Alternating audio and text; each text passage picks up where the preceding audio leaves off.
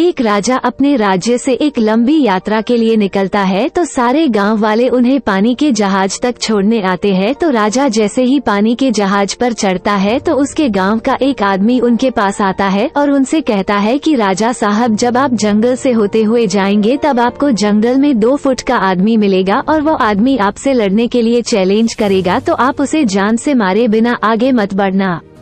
अब राजा उस आदमी की बातें मानकर यात्रा के लिए निकल जाते हैं। 2 दिन बाद राजा जंगल में पहुंचते हैं। वो जैसे ही जंगल में पहुंचते हैं तो वह गांव का आदमी जो बोला था उन्हें 2 फुट का वो आदमी मिल जाता है और उसने राजा को लड़ने के लिए चैलेंज किया। अब राजा उस 2 फुट आदमी से लड़ने के लिए तैयार हो गए और लड़ाई शुरू कर दी। थोड़ी ही देर में लड़ाई खत्म हुई और राजा जीत गया, लेकिन जब उसको जान से मारने की बारी आई तो राजा ने कहा, इस 2 फुट के आदमी को मारने में कैसी महानता। राजा उस 2 फुट के आदमी को जिंदा छोड़कर आगे बढ़ गया। 2 दिन बीते, वो आदमी फिर राजा के सामने आया, लेकिन अब वो आदमी 4 फुट का था। उसने फिर से राजा को लड़ने के लिए चैलेंज किया। राजा ने चैलेंज एक्सेप्ट किया, लड़ाई खत्म हुई और राजा फिर जीत गया। लेकिन इस बार भी राजा ने उसे ये कहकर जिंदा छोड़ दिया कि इस आदमी को जान से मारने में कैसी महानता।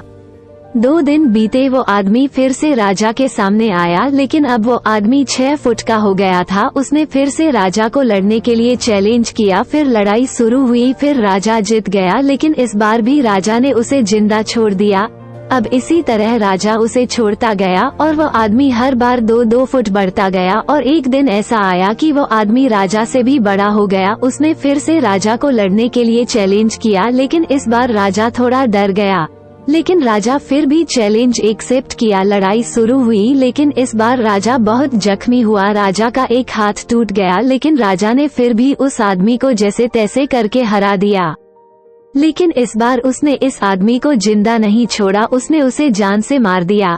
अब आप मुझे बताइए, महानता किस में है जब उस राजा को ये बोला गया था कि तुम्हें जंगल में 2 फुट का आदमी मिलेगा जिसे जान से मारे बिना आगे मत बढ़ना, फिर भी राजा ने उसे महानता दिखाते हुए उस आदमी को जिंदा छोड़ता गया, जो कि आगे उसे बहुत भारी पड़ा और अपना एक हाथ भी गंवाना पड़ा।